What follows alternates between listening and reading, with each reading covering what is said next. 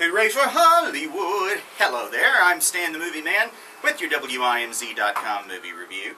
This week, your votes at WIMZ.com sent me to see Promised Land, starring Matt Damon, John Krasinski, Frances McDormand, Rosemary DeWitt, Hal Holbrook, and more.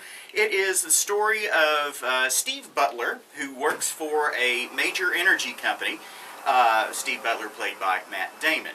He is very good at getting people to sign over leases on their land so that this energy company can drill for natural gas in a process called fracking. Now, he and Sue Thomason, played by Frances McDormand, are in this little town, and they are signing up people to give them their land so that they can drill on it. At a town meeting, a high school teacher played by Hal Holbrook named Frank Yates stands up and expresses opposition because of the fracking process that may pollute the groundwater and end up killing all the plants and animals in the area. With this bit of unexpected opposition, it gets added to by a grassroots environmental group and their representative, Dustin Noble, played by John Krasinski, who comes to aid Mr. Yates in his opposition to the energy company.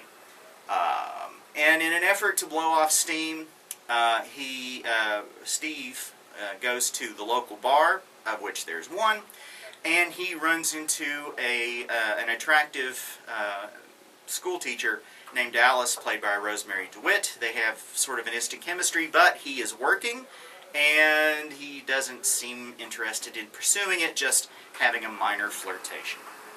The movie is pretty good. It was nice seeing the counterplay between the environmental group and the big energy company. Steve Butler, played by Matt Damon, is somewhat idealistic about his job because he comes from a small town where when the Caterpillar plant in town shut down, the town dried up. Even though everybody had family farms, the real source of cash for the town was the plant. So he thinks he's doing these folks a favor, and he's very sincere and earnest about it, and very good at his job. And I like the interplay between Krasinski and Damon, and between McDormand and Damon, as they are going through this process. Where the movie kind of goes off the rails is near the end, when a kind of out-of-left-field twist to the story is presented, which I was on board with. However, the effects of that twist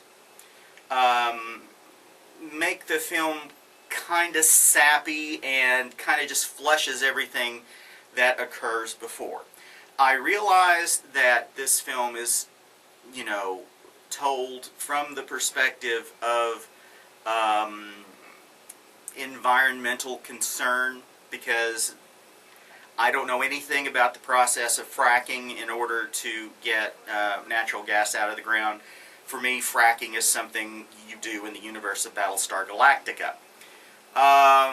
However, there are reports that fracking has polluted groundwater in various places that it's used.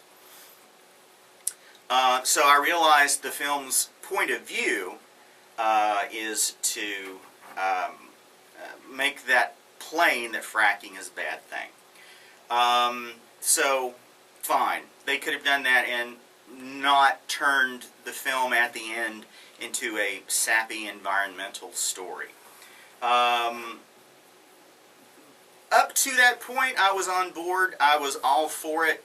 At least a 4-guitar movie.